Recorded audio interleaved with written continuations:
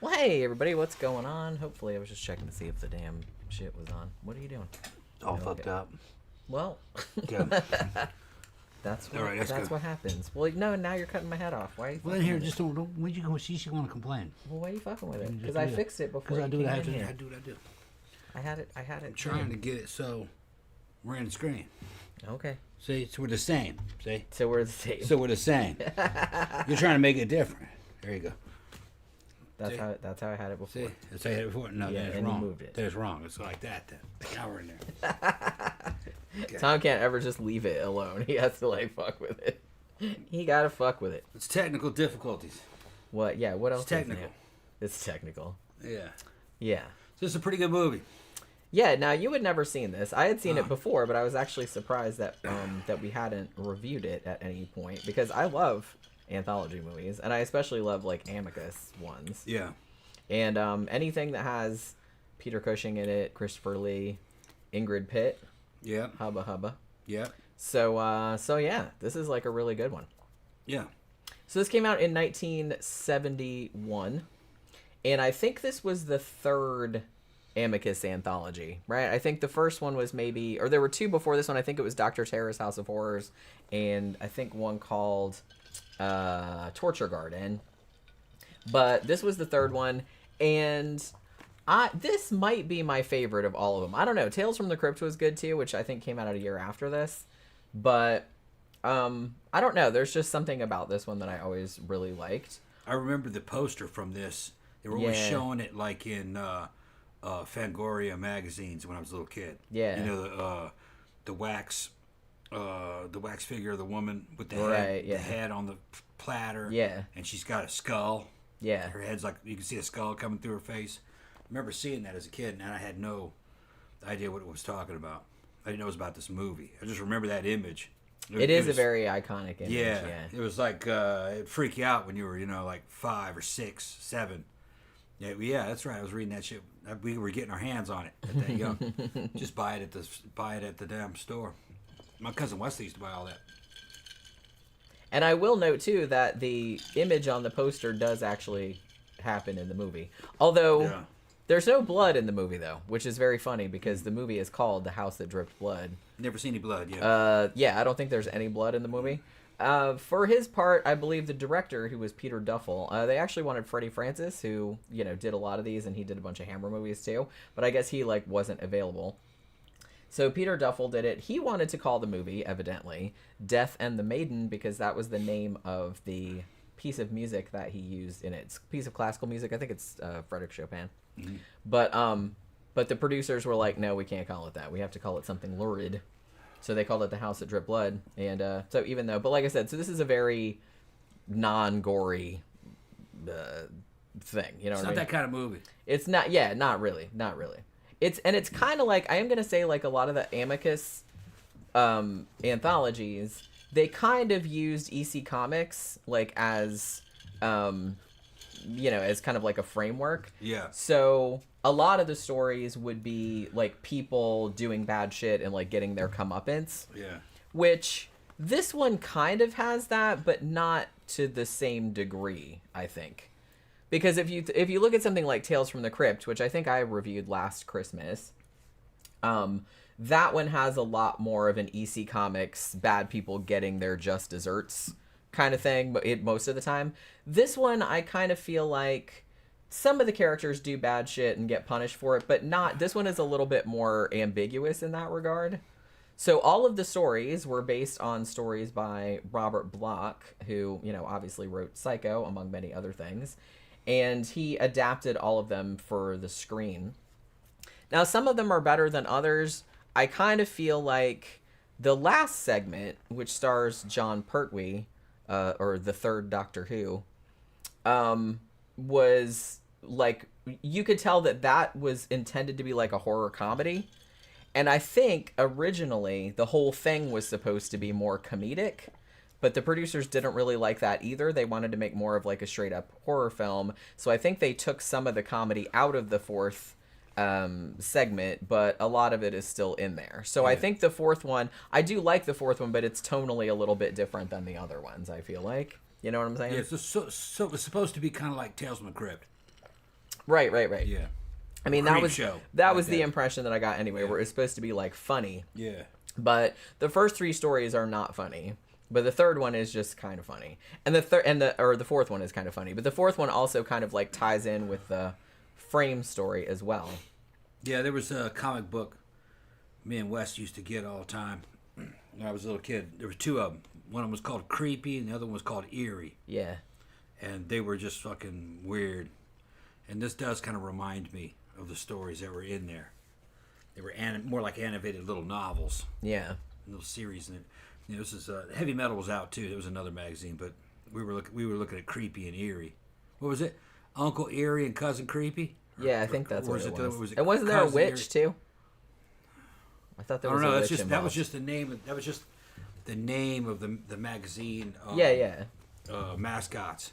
You never saw them though. Each cover had a different theme. Yeah, on it, because they depending on like what animated, like or they illustrated the stories. Yeah, that were in there. each comic had maybe 4 or 5 stories in it. They were big. They weren't the size of a DC or a Marvel comic book. They were bigger, from what I remember. Yeah. They were the size of a real magazine. Pretty good. Yeah, Sebastian said, "Is this the one with Jon Pertwee as a vampire?" Yes, it is. Yes, it is. He doesn't start out as a vampire, but he gets turned into one like later on. But yeah, somebody mentioned Denholm Elliott is in this as well. This is really like a star-studded cast, like of all, and I think that was kind of, well, that was something that Amicus did. It's like I don't think because they were much smaller than Hammer, they couldn't really afford to hire Peter Cushing or Christopher Lee or something for like a whole movie. So what they would do is they'd be like, hey, why don't you come here for like 1 day or 2 days or something and shoot like a short film, and then they'll put them together. You know what I mean? So they were actually able to get like a lot bigger stars that way because they didn't have to pay like a huge The full rate. like fee to get like, yeah, because they'd only be on set for like a day or two.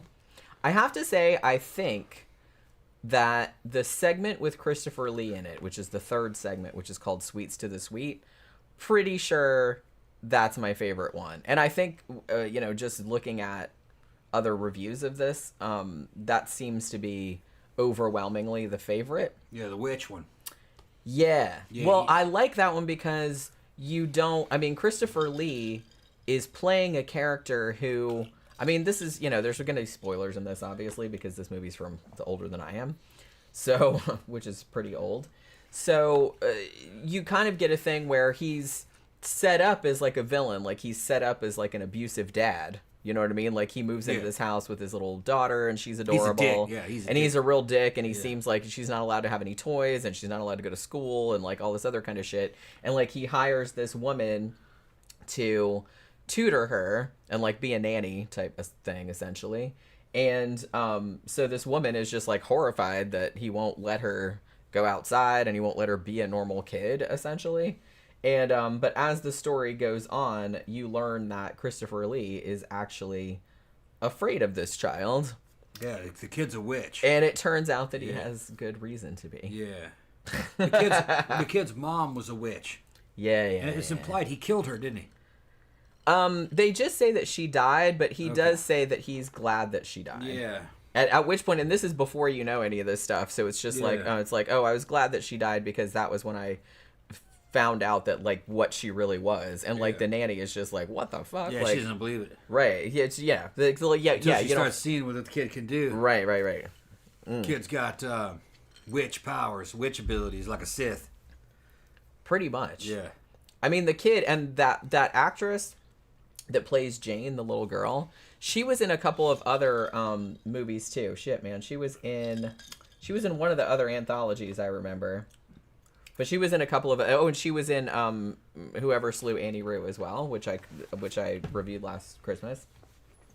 But so she was in a couple of horror movies, and she's great because she looks so cute and innocent and everything. And then at the end, you find out she's just like totally evil. Even though, you know, she seems like totally adorable, like through the whole thing, and you're like, oh, how can anybody be mean to that little girl like that, and shit like that, and then at the end you're like, oh shit, she's the Wax worst. Museum one was good though. They were all good. Yeah, they're all pretty. They're all good. Yeah. So the wraparound of this, the titular house that dripped blood, is just this house. I think they actually shot it on Shepperton. It was Shepperton Studios, but that was like the gatehouse, and they just like kind of gothed it out. You know what I mean? Yeah. So they shot it at that house. So the wraparound is that from this house, this actor, who is played by Jon Pertwee, but you don't know that until later, had been renting this house while he was working on a movie, and he disappeared. And so this investigator is trying to figure out what happened to him. So when he goes to the police, the cop that he talks to is all like, oh, well, you know, all kind of weird shit has happened at that house over the years. Like, all of these previous tenants, like, had all this weird shit happen. So then you get, like, the first couple stories where the cop is telling the investigator, or the cop is telling the guy, like, what happened to, like, these other people. And then, like, he goes to the real estate agent too, like right before the last one, whose name is Stoker, which I thought was kind of funny because the last one is a vampire story. So he's the one that tells him about like what happened to the actor that disappeared, who, like I said, is Jon Pertwee. Who, spoiler alert, he got turned into a vampire by Ingrid Pitt. But yeah, so that's like the wraparound. And then the first story is the one with Denholm Elliott in it, and he's like a horror writer, right? And he rents this house with his wife, because he's got to work on his new book. And he decides that this new book is going to be about, like, a serial killer, essentially, like a psychopath. And he names this character Dominic, and he, like, draws pictures of him and shit like that. And as the story goes on, he starts to see Dominic for real, like, or so it would seem. But apparently, like, his wife doesn't see him and all this other stuff, so the writer starts to think that maybe it's like a dark half situation. Like Dark Half, yeah. Right, like where he just conjured this character like out of his imagination, but it somehow came to life. So it's kind of like that. Or also there's an implication early on too that he's doing the shit, but he's like projecting it onto a fictional character. You know what I'm saying? Yeah. So there's some of that too, because there's a scene where this Dominic person is supposedly comes in the house and is strangling the dude's wife, and then he comes in, like he hears her screaming or whatever, like the writer comes in and he's like, what happened? And she's like, was it Dominic? I saw him. And she's like, no, it was you strangling me. It was you. You know what I mean? So there's implication that he's using Dominic as like an imaginary thing that he's acting like that. So he goes to a psychiatrist says that, all that other stuff. Gaslighting him. Yeah, well, and actually, I had seen this movie before, but I had forgotten that twist. It's actually like a pretty good twist because I forgot it. So when I saw it again, I was like, oh yeah, that's right. Because I'm sitting there thinking, oh, he's not real. Like Dominic isn't real. But it turns out Dominic is technically not real. But the whole thing was a plot that was cooked up by the wife. The person playing Dominic is actually her boyfriend. Like the dude she's fucking on the side. And once the writer had like drawn this sketch of this dude and like said, yeah, I'm going to write a book about this psychopath, she got her boyfriend to dress up as that and then like appear, and then she pretends she doesn't see him. You know what I mean? So she's like pretty much trying to drive her husband insane. And I think, the original plan was that... because it doesn't go according to plan. The original plan was that she was going to drive her husband crazy and get him institutionalized and then take all his money.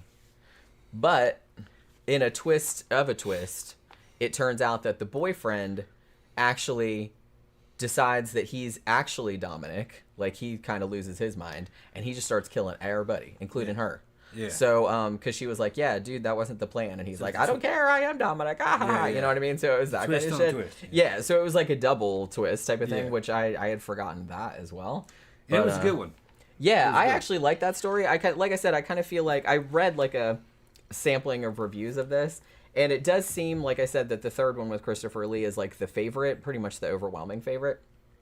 And a lot of people didn't like the first one because they thought it was too slow or they thought it was predictable or something like that. But I didn't find that at all. I actually really liked the first one. It was warming up. Yeah. It warmed up the show, but it actually kind of reminded me actually of a Night Gallery episode. Yeah. Kinda I like mean, a Night these Gallery. these are very kind of like morality tale type Yeah. things, like Night Gallery or Twilight Zone or something like that, which Yeah. was very EC Comics. Like, they did that a lot.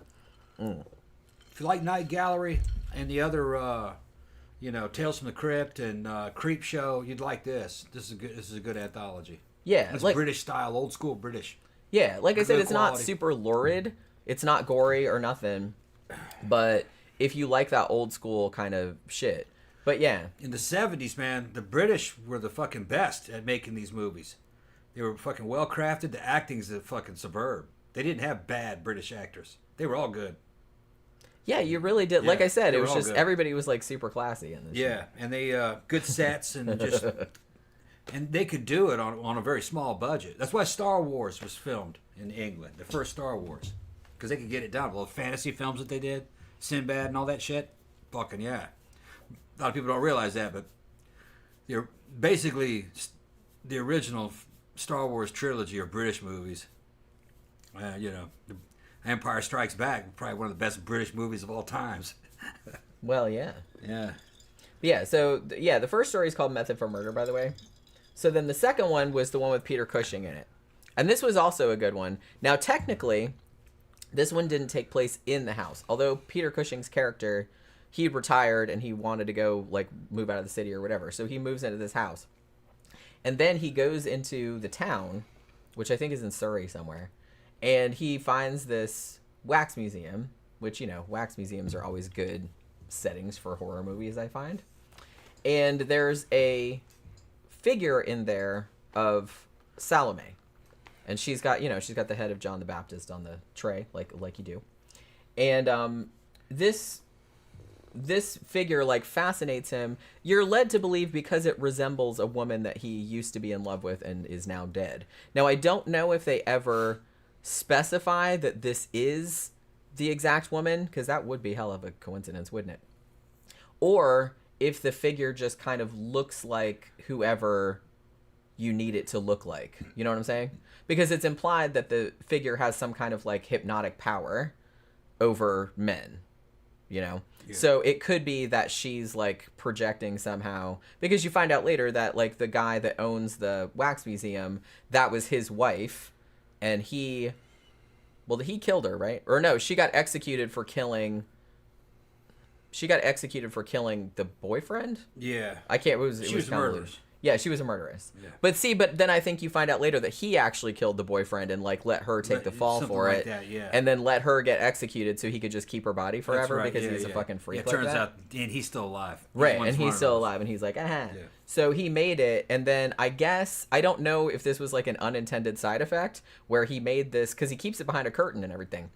But he's like, every now and then somebody will come in the wax museum and be like, hey, I want to see that shit. And, like, he'll pull the curtain aside, and then they're like, oh, and they become, like, hypnotized or, like, fascinated by it. So, like, Peter Cushing, he comes in there and sees it, and like I said, you're led to believe that it looks like this, like, resembled this woman that he was once in love with, like, a long time ago, who died. And so he keeps coming back. And then he has a friend that comes to visit him, and the friend goes to the museum too, and you find out later that these two were kind of like rivals for the same woman. Like, obviously they're friends now, but, like, because it was a long time ago. But they were both rivals for the same woman. They were both in love with her. And the friend also goes there and gets all fucking moony about it. And he gets so like entangled in the shit that he doesn't even want to leave town. Like, he's supposed to go back to the city, like go back to work or whatever, but he just can't leave because he just keeps going back to the wax museum and, like, staring at it. So this one actually did have some really, I mean, the wax figures in this were not great. I mean, they were, like, kind of cheapy ass looking, but other than that, I really liked, they did this really great like, nightmare sequence. Like, Peter Cushing, like, has a nightmare where he goes into the wax museum and he's, like, walking toward the figure of the woman. And the way they shot it, they had, like, these weird, like, fisheye lenses and, like, all this weird, like, Giallo lighting and all that other kind of shit. And that was, like, really, really cool. I thought it was, like, the best part of the thing. Yeah, Cushing, of course, he does his usual, man. Great actor. looking dapper as shit in this thing. You know, that cool dude, fucking skinny as shit. He must have weighed 100 pounds. I love Peter Cushing. But he looked cool, man. That's one of the best looking old men. He had that old He's man so look. fucking cool looking, man. Yeah. He's always so fucking cool looking. We saw another movie of his a couple days before this one. Might have been the same day, wasn't it? Shockwaves. Yeah, that's right. They're playing Shockwaves for free on Amazon Prime. If you haven't seen that one, see it. It's a Florida movie. Yeah, I think we reviewed that one not too long ago. Yeah, Nazi zombies. We rewatched it like the other night. Nazi zombies in Florida. It's good. Peter Cushing's in it. All American cast. It's got the girl from the down. What was that? Dark. Fucking no. What was the name of that? Stephen King movie. Dead Zone. Got the girl from the Dead Zone. She's in it. Oh yeah, that's right. She's just real young in it. Brooke Adams. She was also in Invasion of the Body Snatchers. Yeah. The Philip Kaufman 1978 Right. one. But yeah, she's great. I love her. That is actually like a really good movie. I think we reviewed that one. It not too long aged really ago. well. Yeah. It seemed cheap at the time that it came out, but I'm seeing it now. It was pretty good. Shockwaves, it kind of stood up to the test of time, and Cushing, you know, he does a good role in it. He kind of elevates the movie, and it's kind of a slasher, but there isn't much gore in it. People running from these damn aquatic Nazi zombies. And Peter Cushing was this Nazi zombies. Yeah, if that doesn't make you want to see it, I don't know what will. Yeah, Peter Cushing was some kind of ship commander, and he was transporting them. And when they lost the war, he never got any orders what to do with these things. So he shipwrecked. He sank the ship off the coast of this island off the coast of Florida, and he just stayed in this abandoned hotel watching over them. And eventually, the zombies got out. They were looking for him. Pretty good flick. Allison says Cushing was best in Tales from the Crypt in 1972. Yeah, that's right. He played, man, that was a like really tragic role he played. Like I reviewed that movie not too long ago, and he plays like just this really really nice old man who these like rich dicks in his neighborhood are trying to like get kicked out because he's like a garbage man or something, and he's like beneath their station. And so they embark on this like campaign of harassment and terror like to get him to leave. Yeah. And he won't.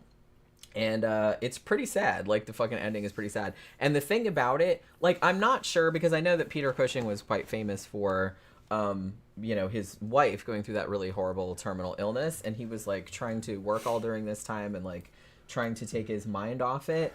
I'm not sure in this particular anthology, which was 1971, you know, he did have, in his role, he was, like, kind of... pining after this woman that had died. So I always kind of feel like I don't know if his wife had died at this point. I thought she had died before he filmed Tales from the Crypt, because I remember reading that he used a lot of that because he had a dead wife in that one too, and he like always talked to her picture, and that's why he didn't want to leave the house, was because he thought that her spirit was still there and he was communicating with her. And I kind of feel like that him going through that like in his real life like really informed his role in that, because man, that is like a really really sad fucking performance that he gives in that. And kind of same thing here, but that's kind of what I mean when I was saying that, you know, in a lot of these kind of Tales from the Crypt, like EC Comics kind of stories, it's usually like shitty people getting punished for being shitty, whereas this one, there's not really, I mean, the thing about it is that Peter Cushing and his friend, you know, they both were in love with this woman, but it's like they don't imply that they killed the woman or anything like that. They were just rivals for her love, that neither of them got her, and they're friends now, so everything worked out okay. So I kind of feel like, because, spoiler alert, both of them get beheaded. They both get killed. And their little heads get put on Salome's little tray there. So I'm just kind of like, so that's what I meant, because they are not bad people, either one of them. They're actually like both really good people, and they still get fucked over by this asshole that runs this wax museum, who I guess gets away scot-free, doesn't he? He doesn't die at the end, does he? The wax museum guy. No, so he gets away with it. Yeah. Which, like I said, that's very unusual, because EC Comics was usually, you know, this villainous person did this terrible thing, but then they get like this, you know, kind of poetic justice type of fate happens to them at the end. But this one is not like that. Like, these two guys were like good people, but they still got fucked over at the end because they both got their heads cut off. You know what I mean? Yeah, Mango says Helen Cushing passed away in 1971. Okay, so yeah. So either she was dying when he was filming this, or she had just died. After she died, fucking Peter said, everybody knew Peter said he didn't care anymore. He said he was ready to go. That's so sad to me. Yeah. I mean, it's understandable, though. They'd been together a long time. He said you could see he kind of lost some energy. Yeah. After that. Yeah. Got depressed. Yeah, well, but he was still making movies. He was still working. Oh, yeah. Well, like I said, I think I read an interview with him where he's just said, well, you know, he wanted to take his mind off it because like he didn't want to just sit in the house and like moon about it because, you know, so he was trying to work to take his mind off it. Yeah. And he was just like the consummate professional, you know what I mean? He just kept on going. Allison says, has anyone seen Vault of Horror 1974, I believe? Yes, I have. Did I review it? I kind of feel like I did because I remember I watched it again recently, but I can't remember if I reviewed it or not. If not, I might get around to doing that one because, like I said, I love anthology movies. So yeah, so we already talked about the third segment, which was the Christopher Lee one with the little girl. Had some people there saying that they liked Shockwaves. If you liked Shockwaves, I think that was 1977, wasn't it? I think it was. Yeah, somewhere around there. Right.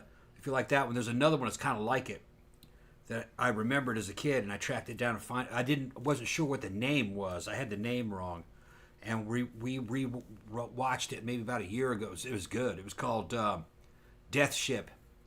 Yeah. And it's about some people out in the ocean on a little pleasure boat. They run into this big abandoned ghost ship floating out in the ocean at night, and they get on it, and it's an old SS ship. It was some kind of intelligence ship where they were torturing people on it for intelligence, and they had some other. I forgot what. I need to see it again because I only saw it once as an adult. But the ship is haunted. It's pretty good. That was a good movie. Death Ship, yeah. Not to be confused with Ghost Ship, which is also good, but it's a completely different movie. It's called Death Ship, and it's from the 70s, I believe, or very early 80s. Yeah, that's right. Did we do a review of it? I feel like we did. Because usually whenever we watch a horror movie, we usually try to review it, unless it just didn't make an impression. It's basically a haunted house movie. Yeah. But it's on the water in this abandoned, and it's in a real abandoned ship that they got to film it. You know, which that's always the best thing. Got some verisimilitude there. Yeah. Mango was all peeling off of it. Mango said Peter Cushing lived till the early 90s. He also managed to have a breed of rose named after his wife. Aw, that's super sweet. I didn't realize he lived that long. Yeah, he did. Yeah, he did. But yeah, so we already talked about the third segment, which, like I said, I think that's probably my favorite if you put a gun to my head and made me pick one. Because Christopher Lee is always great. I love the ambiguity of you just thinking that he's like this horrible authoritarian, like abusive dad, and like this poor little innocent child is like, I'm not allowed to have any toys and blah blah blah, and you're just like, man, what a shithead. But then like as it goes on, you're like, oh wait a minute, maybe he's not a shithead. Like maybe that little girl is fucking evil. Mango said we did Death Ship. Yeah, I thought we did because I remember watching it like not that long ago. We got a review on there if you guys want to check it out. Death Ship. It's back there somewhere in all of the 50 bajillion reviews that we did. Yeah. But yeah, so then we have the fourth and final segment, which is called The Cloak, which is the one with Doctor Who in it. And this one, like I said, is kind of plays out more like a comedy. Now, initially, and no disrespect to Jon Pertwee, but initially they wanted Vincent Price for that role. And he wanted to do it, but he was still under contract with AIP, American International Productions, so he couldn't do it. But I kind of feel like, I don't know, I think this would have played better with Vincent Price in that role. But like I said, no disrespect to Jon Pertwee, though, but because he's good in this. But I think it would have been like a lot cooler, like with Vincent Price in there. Because then you would have had Peter Cushing, Christopher Lee, and Vincent Price in the same fucking movie. Yeah. And that's always... Ooh, that always like gets me all excited. It's hard to believe that Christopher Lee ended up being in the Star Wars prequels. It is. Yeah, and he did good. Remember we did that show about Christopher Lee and Peter Cushing? Yeah. God, I love those fucking Count Dooku. I love those motherfuckers. Yeah. They just every single movie they just fucking classed it up. And like I said, they never, and Vincent Price was like this too. He always seemed like he was having a blast, for one thing. But it's like Christopher Lee, Peter Cushing, you paid them to be in your movie, even if it was some shitty, like, B-grade, Z-grade movie or something like that. They took that shit seriously, man. We didn't ever see the sequel to Dr. Phibes. Oh, yeah, we got to see that, too. Yeah. Like, we did the first Dr. Phibes, right? Yeah, and I think it's free. I think it's free on Yeah, I think it's on Amazon Prime. I Amazon. think both of them are on there. Yeah. Because we just watched. Psychedelic comedy horror. Yeah. Weird. Yeah. But yeah, so they wanted Vincent Price for the Jon Pertwee role, but he couldn't do it. So what you have, Jon Pertwee plays. He's the actor that disappeared at the beginning that got this whole anthology started, like in the Frame story. So this is what happened to him. So he's this super snotty actor, a horror actor. Right? Yeah. And he's been in all these, and now he's in this like cheesy fucking D-grade horror movie, and he's really not happy about it, like with this first-time director or something who's like like a third of his age or something. So he's just like not having it. So he's just like super condescending and stupid. He's just like, look at these sets, and it's like they're so cheap and all of this stuff.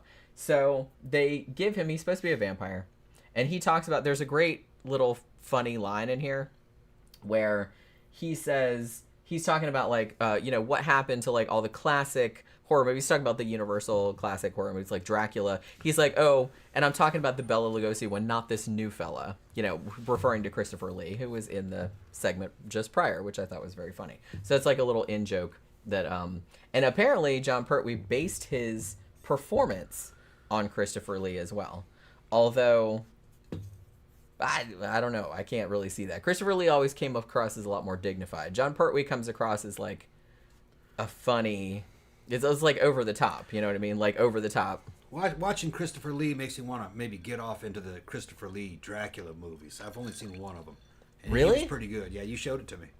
But he said I got showed you a shit ton of them, doesn't he? Yeah. I showed you the first one, right? I think so. Yeah. 1958. I think no, it was color. Yeah, it was. Yeah, it was color. Okay, yeah. Then I think I saw that. He wasn't in any black and white ones. Okay, that's where the British hippie chicks, the 1960s looking hippie chicks were in it. They were dressed pretty nice. Weren't they working at a strip club? One of them. Oh, wait a minute. Which one did I show you? I was pretty sure that I showed you the first one, which was 1958. Good. He was in how many Hammer Dracula movies? Was it 8? All right. Yeah. Maybe. I might have showed you Dracula 1972. I think maybe that's what you're. So maybe okay. I've shown you 2 because I know I've shown you the first one. Dracula 1972. That was the one with like the hippies where they woke him up. Yeah. The hippies woke him up. But yeah, so there's a bunch of other ones that you haven't seen.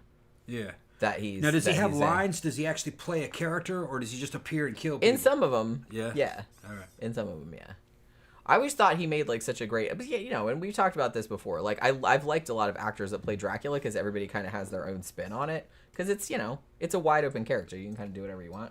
But Christopher Lee, to me, always seemed the most physically imposing. Yeah, the most imposing Dracula because he's big. He's like a big tall dude, and he always seemed the most feral. He always seemed like the most animalistic. Like he's still almost a werewolf. Yeah, he's still distinguished and he's still elegant. Yeah. But he seems like the physicality is like a lot more than a lot of the other people that have played him. So, because I feel like some people, like Bela Lugosi, kind of went the more urbane route, that's cool too. I like that. Bela got you with mind powers. Right, yeah. So vampire mind tricks. But Christopher Lee looked like he would just like he'd be all swab and shit, and then he'd just and just like crush your neck like that. The only thing that was wrong with the original Dracula though is that there wasn't much action in it, and fucking there wasn't any fighting in it, and Dracula kind of goes down like a bitch. They just open a box and stab him. You know what I mean? There isn't a big conflict scene. The Spanish Dracula made it exactly the same time. Has more in it. It's shot better. I mean, I will go to bat for that Spanish Dracula. Yeah, we talked about that before. It's like, look, I love Bela Lugosi, and I love that version of Dracula. But the Spanish Dracula, even though I like Bela Lugosi better than the actor that played him in Spanish Dracula, because he kind of had his own thing, but the Spanish Dracula is... the shot compositions are more interesting. There's more of the vampire story brides. In it. There's more of the vampire brides. There's more details more in it, like from the book. The Renfield, I think, is a little better. Yeah, the Renfield, I think, is a little bit better. I might give you that. The way the Spanish character of Dracula, he's odd, but he's a little bit more like Max Schreck from Nosferatu. It's more that kind of route. Now, if you guys don't know what we're talking about, if you're new to the show, and maybe you don't know much about these old movies, when they did that original Bela Lugosi Dracula at the same studio at the same time, did a Spanish version of it. Yeah, on like the they same shoot sets. they shot it at night. Shot it on the off hours. Yep. Same sets and everything, but different director and a different cast. And it's the same script, but they edited it differently, and they included a bunch of stuff in the Spanish Dracula. They did that quite a bit back in the Universal horror days. And they the would shoot a sets- Spanish version because it was a big market. for Yeah, that. the Spanish version seemed like it was a lot more expensive movie because the camera went through the sets, so it was more 3D. You see how expensive those castle sets were. It wasn't as Spanish Dracula doing shit like walking through spider webs without breaking them, and he had slightly different, more powers. yeah. And there seemed to be a little bit more action in it, but I don't know if it was actually action or if it just made you think there was more action in it. More happens in it. I Yeah. recommend Spanish Dracula over the English Well, Dracula. I mean, you should see both. It's really gotta both, it's yeah, a yeah. really interesting comparison to make because, like I Yeah. said, they were essentially made at the exact same time. Yeah. Like they were shooting Dracula during the day, and then they would shoot Spanish Dracula Yeah. at night. And because they were going for a more Latin audience, it's sexier. Yeah, Yeah, the women are hotter. You know. yeah, and more busty. More, yeah. Light, white skin, black hair, looking vampire brides, and the so were the human women, just more goth looking. Just I think it's a superior movie, but Bela Lugosi makes the first one. I mean, Well, yeah, even though I don't want to shit on that Spanish dude's version of Dracula, he did a good job as yeah. Dracula. He's not copying Bela Lugosi No, at all. it's He's a got totally his different own, version of it's his totally own take on it. If he's copying anybody, it'd be Max Schreck. And yeah, maybe not even because Max Schreck was just like a creepy freak. You know? Yeah, and that was a silent movie. yeah. So, but he delivers it, I think, kind of the way he imagined Nosferatu from Max Schreck's. Like if he could Nosferatu. talk and If he could talk, yeah. Right. But yeah, okay, so speaking of busty, Ingrid Pitt is in this. And I Yeah. told Tom early Yeah. on, I was like, Ingrid Pitt is She in warned this. me. And I was like, Yeah. remember Yeah. what was it? Not Vampire Lovers, Daughters of Darkness, Yeah, it Dracula, what the fuck? Okay, I Yeah. can't remember now. But yeah, so Ingrid Pitt was in a fuck ton Yeah. of these movies. And she's known for her dual assets, let's call it that. Yeah. So he was looking for her the whole movie. Is that Ingrid Pitt? I was like, no, it's not Ingrid Pitt. I was waiting for a show. So she's like she's in the last bit. And then like as soon as she turns up, because she's the girlfriend / co-star actress of Jon Pertwee's character, who's Yeah. playing the vampire in the movie. Yeah. So as soon as she turns up, she's got that like cigarette in the holder and the nice Yeah. cleavage. And Yeah. Tom's like, ooh, There juicy. she is. He That's says. a juicy, yeah. Yeah. I cracked up when he said that. Man, the old I love Ingrid Pitt, actually. 60s, 70s, 80s British movies, they were the connoisseurs of boobs. They understood boobology. They love boobs. They like boobs. Yeah, I agree. Yeah, And Tom they- is totally on board with that. Yeah, he totally, also 100%. he also loves 100%. boobs. Yeah. And Ass too, but he really Yeah. really loves I like boobs, boobs too. a lot. Yeah. Big boobs, yeah. Yeah. But now she shows up and she looks great, and she's Jenny thought she was German, but she's Polish, I think, isn't she? Polish and German. Yeah, or Austrian or I can't think she's remember. Polish and German. I think Yeah. only one parent was from Poland and from German. I love her But she has a accent. German accent. Yeah, Germanish sounding Yeah. accent, but she was in a ton of. Allison said, "I would go gay for Ingrid Pitt in a heartbeat." Same. I looked it up. I mean, in those days, She's super hot. for a natural woman, there's no silicone enhancement there. That's all real. She was respectable, and the British knew how to put these women in the right bras. They were fucking Busting out. make them look bigger than they actually were. Because I went and checked. I went and fucking did boobology, see how big she actually was. Well, yeah, Tom had to go. I had to go see He had to because go there's check. nudes of while her. we were watching the There's movie. nudes of her. He's like, Yeah. "Okay, we need to Yeah. get some information about this." Yeah, it's not impressive by today's standards with fucking implants everywhere. Right. But for a natural woman, yeah.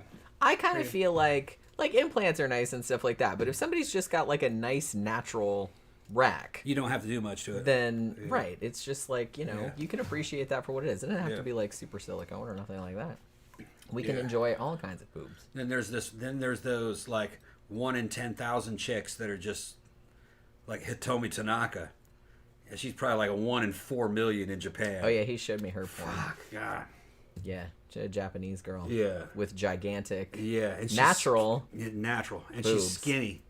And she pretty much had to go into porn because everyone picked on her. Yeah. In Japan. Yeah. Her revenge was, fuck you, I'm going to make money off of them. But she has, oh my God, they're gigantic. Just Google Hitomi Tanaka. You'll see. It's crazy. Those are real. Yeah, but yeah, so I would totally go gay for Ingrid Pitt. For Ingrid Pitt, also for Barbara Steele, especially in Black Sunday. Rare. Love that. Yeah. Tom would like Hazel Court. Oh, yeah.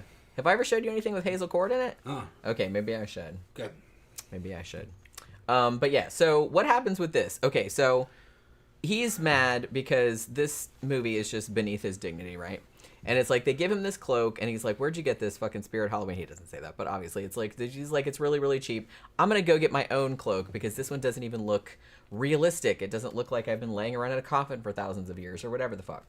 So he finds this business card on the mirror in his dressing room that's like this costume shop. So he's like, "Oh, well, I'm gonna go check this shit out right here." So he goes to it, and it's owned by this dude who's very, clearly is a vampire. You know what I mean? Yeah. He looks like super pale and skinny and everything like that. So he's just kind of like, okay, well, I have exactly what you need. Matter of fact, I have this cloak. And the dude's like, oh my God, it's like, this is amazing. It's exactly what I'm looking for. And he sells it to him like for a very reasonable price. So Jon Pertwee goes, I keep calling them by their actors' names instead of their character names, but I will.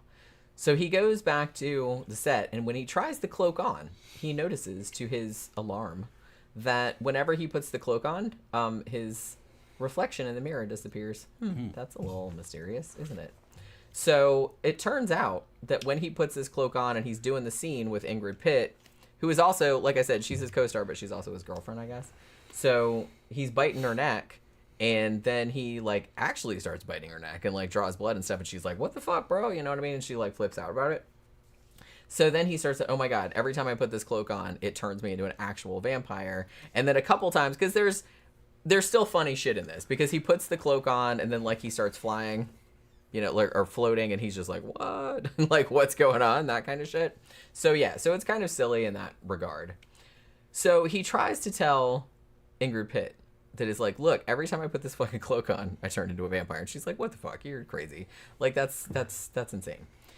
But so he puts it on. He's like, but it only works if you do it at midnight, right? I think it's like a whole midnight situation. So he puts it on, and it doesn't work. Like, he's like, oh, you can still see me in the mirror. It's like I'm not flying and all this other kind of crap. And then this one has a twist too. And then she pulls out this other cloak, because he looks and he's like, oh, this cloak has like a tag on it. So this was like the cheapy one that they gave him originally. And she's got the real one on, and she puts it on. Turns out Ingrid Pitt was a real vampire the whole time. Yeah. And she set up this whole shit to turn him into a vampire, because real vampires in the world really liked his portrayal of vampires. So they wanted him to be a real one. Yeah. And he's like upset about this. I'd been like, okay.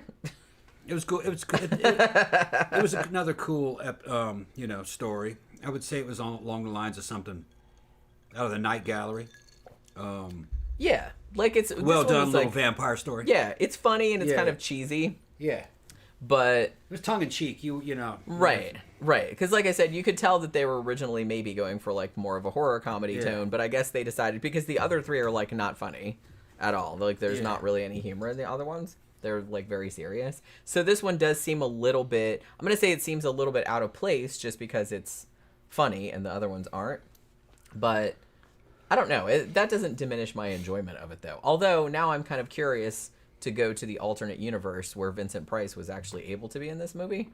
Because how fucking awesome would that have been if Vincent Price was in this? Like playing a vampire that got to bite Ingrid Pitt and then got bit by Ingrid Pitt. Ooh.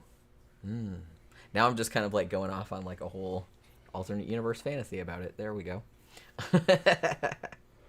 Mango says the shop owner in that scene was played by Jeffrey Blyden. Yeah, that's right. Who played oh yeah, that's right. I saw this brought up, but I've never seen that show.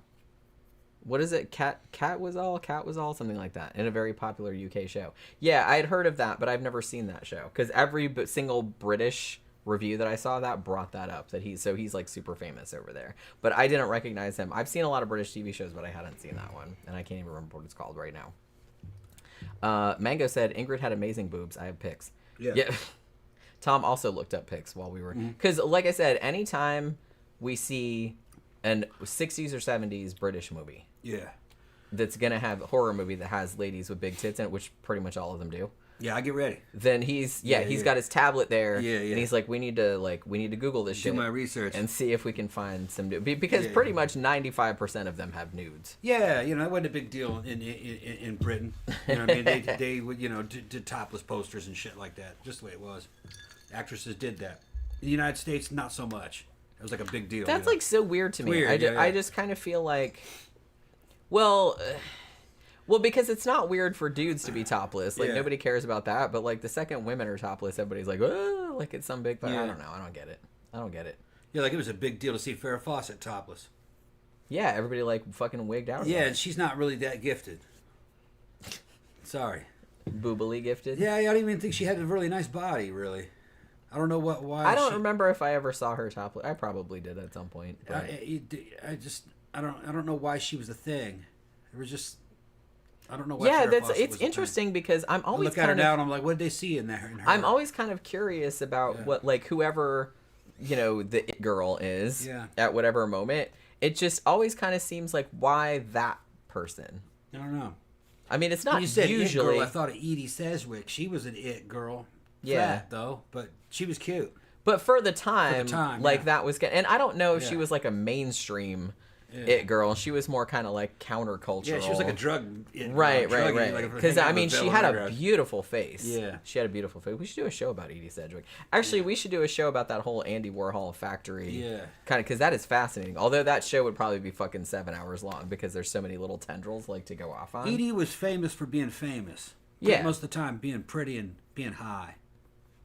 Basically, pretty and high, and if I would wear cool clothes, let you take pictures of her, nude and semi-nude. I think she did nudes, if I remember correctly. Yeah, I think so too. Yeah. The other one was just kind of twiggy. Well, that was very much the style of the time, right? Like, you know, and I don't know if that was just all the drugs or if that was just kind of like drugs and bad diet. Well, no, I mean, I don't know if that's why everybody suddenly decided that was like the look of the time. It was just kind of like the 90s where everybody, like all the models and stuff like that, like all suddenly looked like all that heroin chic. Yeah. Like everybody looked like they hadn't eaten in 3 weeks and was all like fucking pale and shit. Which, you know, that can look good on some people. I'm not shitting on that look entirely, but it's just kind of like, I don't know. Started to go the other way, though. All of a sudden, J-Lo showed up and Anna Nicole Smith when she was shapely. I thought Anna Nicole Smith was fucking amazing. That was the beginning of my appreciation of Big Fine or Thick. Yeah, it looked good. His boob appreciation. Yeah, no, I had boob appreciation before say. that. It's just that you know what I mean. It was more inspired by the '80s bimbo look, which was the skinny coke whore with huge implants, fake tits, and no ass at all. That was really the '80s look. Anna Nicole Smith came in, and she looked like some chick that came off a farm. All right. She looked like some big farm girl that if you looked at her too long, you'd get her pregnant. That's what she looked like.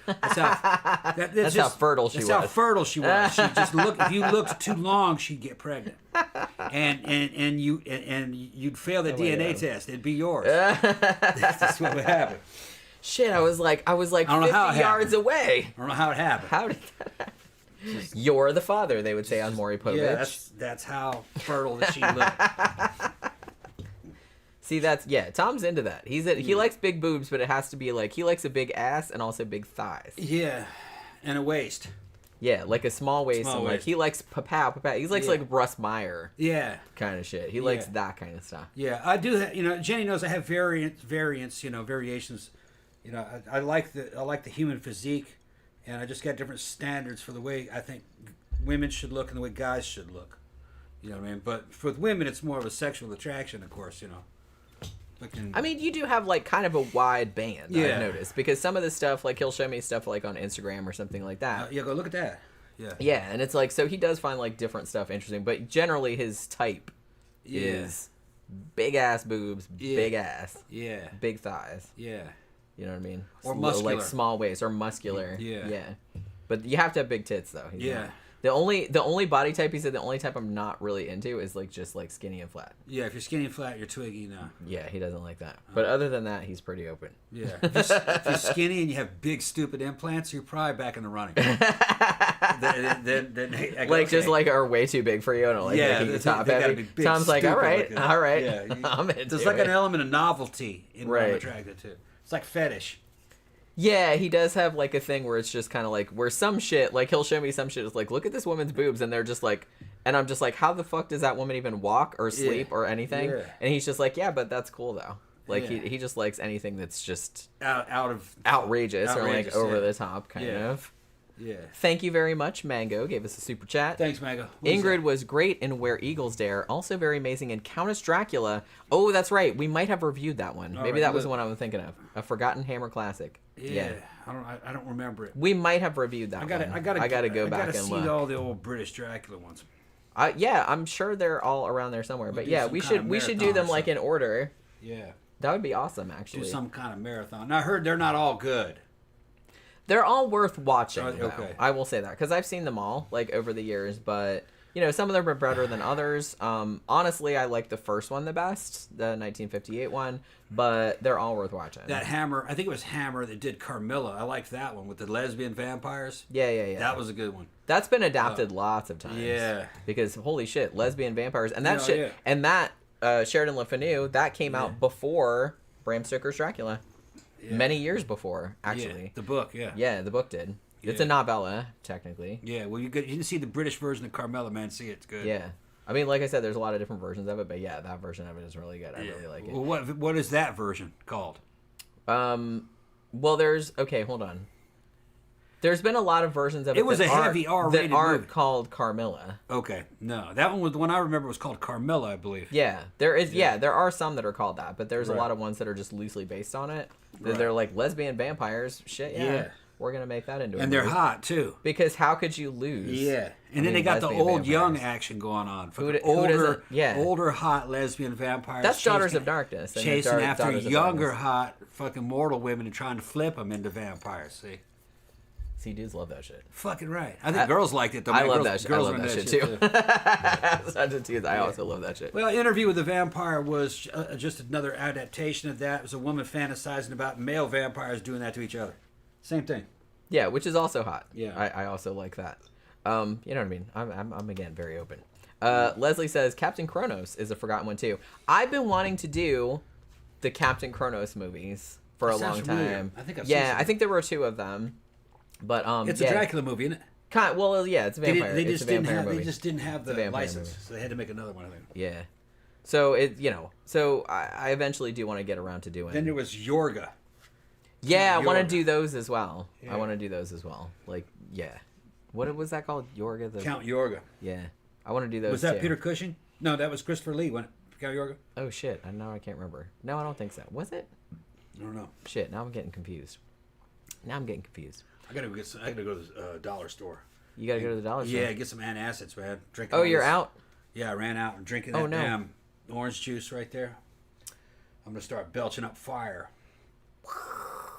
Yeah, Ooh, get like that a on. dragon. Get that on the live stream. That'd be something. Yeah. Linwood Slash said, "Don't forget big boobs on a 5'5" woman are amazing." Oh yeah. The shorter those Tom, women are. yeah, Tom likes short. Well, I'm pretty short. I'm Yeah. only what am I? 5'2". I'm about Yeah. 5'2". It makes them look bigger. Yeah.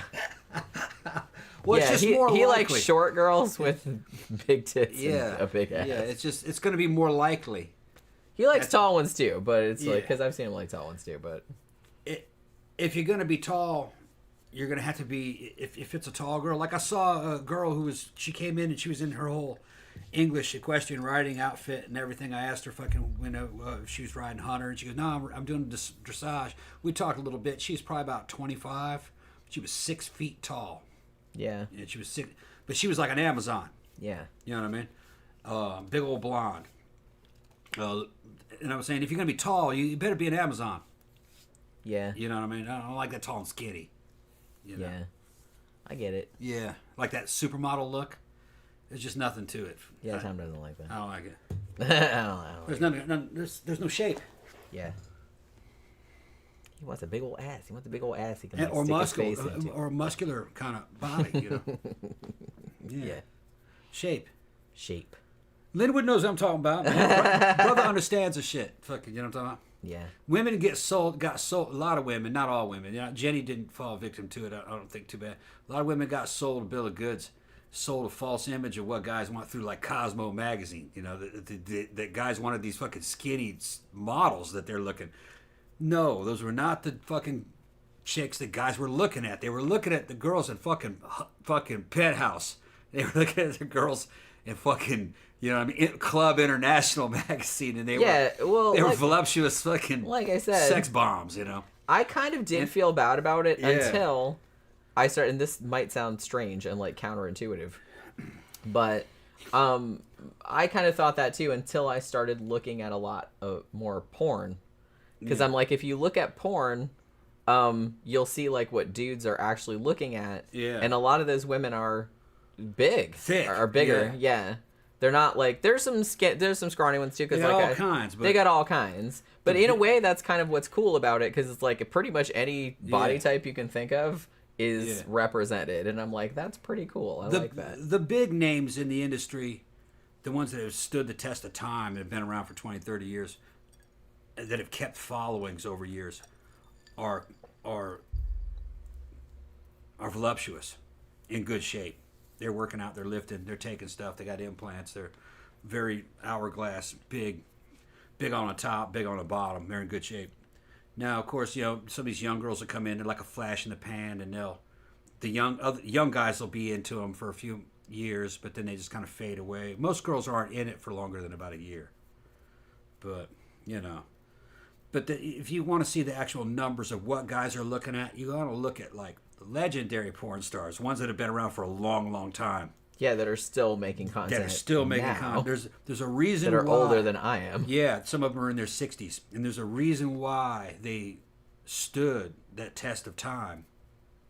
And they don't look anything like the models off of them, Cosmo or fucking Fashion Runway. Exactly the opposite. I mean, the thing about it is that it's a different audience. Yeah. Like supermodels, they're not really meant to be like sex objects, really. They're just kind of meant to like show what the clothes look like.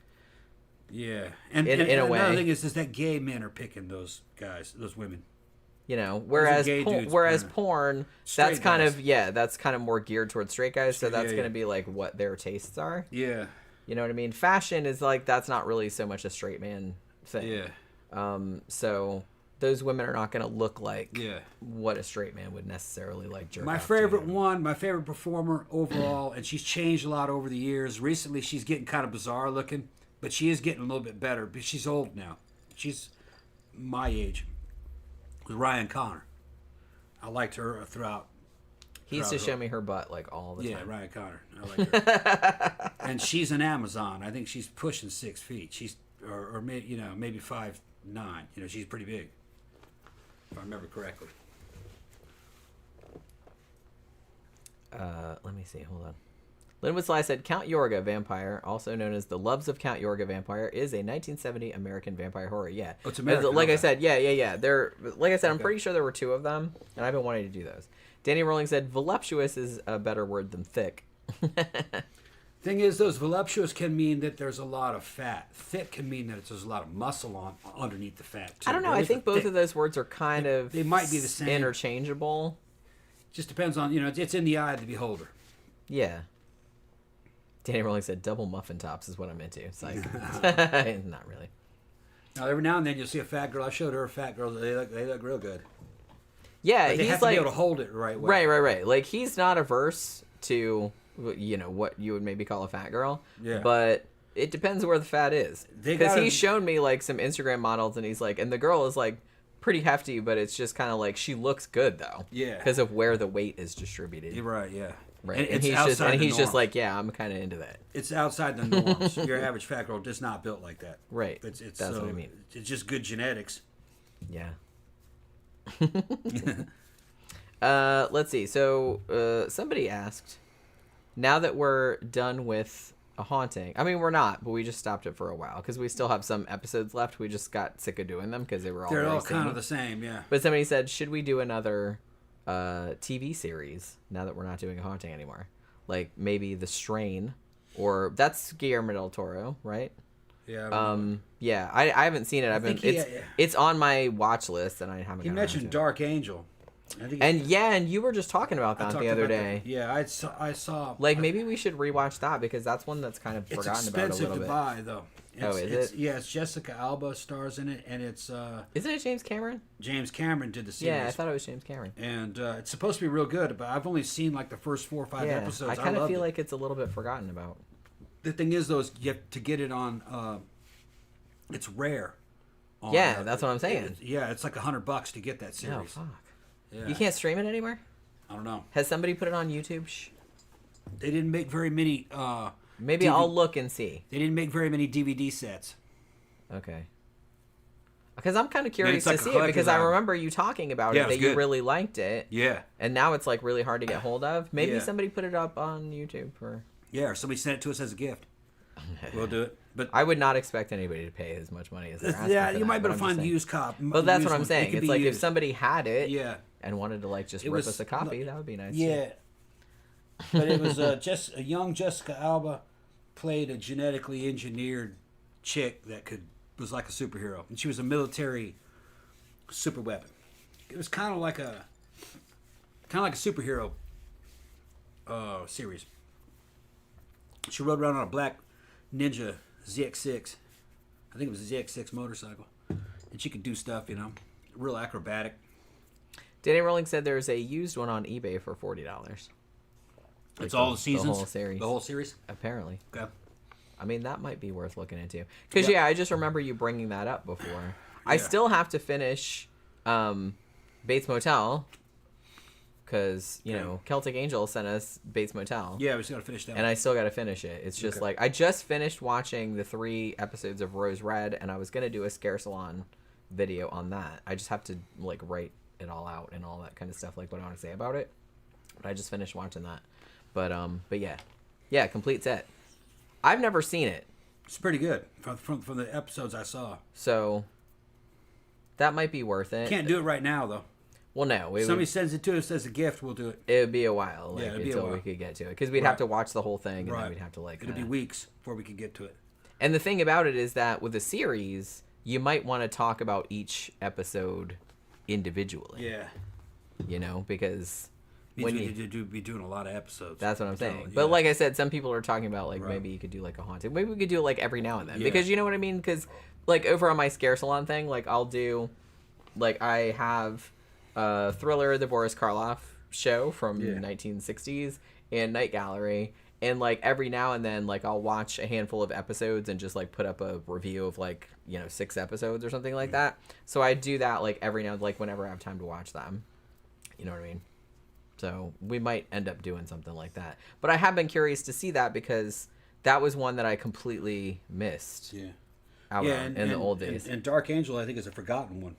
Yeah, you don't really hear many people talking about it, like not in my perception anyway. So yeah, and it might be kind of a thing too, where because remember when we did that review of like the Dead Zone series, which I love actually, it's really good. It's got Anthony Michael Hall in it, playing the John Smith character, and I feel like a lot of people don't talk about it, and that's a real shame because that was a good fucking show. Yeah, like I was surprised at how fucking good that was. Joseph says you could watch Dark Shadows, only 1,225 episodes. Yeah, the story never moves forward. We have a friend, our friend Will. He is super, super into, he's a little bit older than us. He's 60. He is super, super into the old Dark Shadows. Like every time I see him, he's always telling me like what episode he just watched. I have not seen all of the episodes. I've seen a lot of the old ones, and I even liked the reboot that they did in the 90s with Ben Cross. But, I don't think I'd ever have time in my whole entire life to watch every single episode of that. But they are good, and I think they're, like, easy to get, like, pretty much. Yeah, he mentioned it was that Dark Angel was kind of like La Femme Nikita. Yeah, it was like La Femme Nikita, except I remember she was genetically engineered as some kind of an assassin, if I remember correctly, or a scout / assassin. And... she was just real acrobatic, and she had all these weird senses, heightened senses. She said it was like cat DNA, but she didn't know what it was. she wasn't sure what she could do at the point where I think I only got like 5 episodes in. I don't think she knew what her abilities were. It was good. It was a good series. Man, if I had cat DNA, I'd probably just like sleep all the time. Yeah. Danny Rowling said Bruce Campbell's '93 show, The Adventures of Briscoe County Jr., was a decent show. That goes for cheap. Complete set. Just saying. Yeah, that's another one I've been wanting to watch because I love fucking Bruce Campbell. Yeah. And then Mango said the Dead Zone TV version was really good. It was surprisingly good. I got really, really into it. We own it. Actually, I got it. Yeah. We bought the whole box thing. set. Yeah. But it's really, really good. And I think we did a review of it. I don't think we did each episode, separately, but we talked about like the whole series. And I really feel like more people should see it. Wouldn't mind seeing a couple more of those. Yeah. I've forgotten them. I have too. Because we went through them so quickly. We could watch the whole fucking thing. Yeah. They were talking about Dark Shadows being free on Tubi. Yeah, I thought it was. Like every single episode. Holy shit. Yeah. Well, that's some more content I could do for my other channel. That would like take fucking years and years. I gotta get down to the store. All right, he's got to go to the store. Yeah. And so I guess we're gonna wrap it up. We got a little far afield, but not really. He said she did have feline DNA. Okay, yeah. She was in Heat every month. An in-universe joke. Oh, okay. She's in Heat just every month, not every day. Like a cat, I guess. That's no fun. But but yeah. All right. So everybody come back Wednesday night because we're doing a show. Tom will love this about medieval torture methods. Okay, yeah. I've been wanting to do this one for a while, Yeah. and it's like it finally won in the polls. I'm And I was fairly like, familiar with it. woohoo! So yeah, we're gonna talk about some real fucked up shit. I also liked medieval justice. Yeah. How they would settle arguments and shit outside of court. Trial by combat. Yeah, you can talk about Yeah. that. But yeah, we're gonna talk about like all the fucked up shit they invented. I believe we got to go back to that though. Oh, I don't know. If that would be a good idea. there's a lot of advantages to that kind of I mean, maybe some serial killers would be, but most other people are just. I don't think you should do that to people. But yeah, we're gonna get into that on Wednesday night. So that should be a fun, pretty grim kind of show. But yeah. So thanks everybody for dropping by. Listen to us talk about. Go watch House of Drip Blood. It's really good. I think you can watch it for free. Well, we watched it on Amazon Prime, but I think it was on Freevee. So I don't know if you can access that if you don't have Amazon Prime or not. But yeah, so we watched it free with commercials. But yeah, it's if you love anthology movies, if you love Peter Cushing, and if you love Christopher Lee, like who doesn't, then please go watch it because it's really good. I love Amicus anthologies, so obviously I'm going to say that. But yeah, so what was I going to say? Oh yeah. So thanks for super chats. Thanks for all your comments. Thanks for all the conversation. And we will see you guys again on Wednesday night. Good night.